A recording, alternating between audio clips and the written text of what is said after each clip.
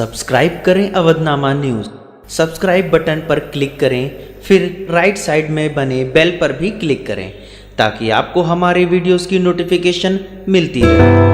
International women's day के अवसर पर अवधनामा द्वारा आयोजित एवं रोजीज पैराडाइज द्वारा प्रायोजित खतीजा डे के प्रोग्राम में जस्टिस शबीहुल हसनैन एवं इंटीग्रल यूनिवर्सिटी के चांसलर प्रोफेसर सैयद वसीम अख्तर ने अपनी अपनी फील्ड में उत्कृष्ट कार्य करने वाली महिलाओं को द एसेंशियल वुमेन अवार्ड से सम्मानित किया।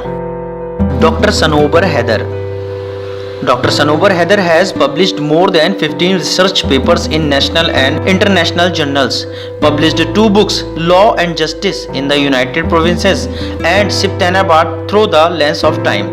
She has won the award for spreading awareness against misconceptions through writing and research. She has been actively involved in community service through the National Service Scheme as the program officer for the past 3 years.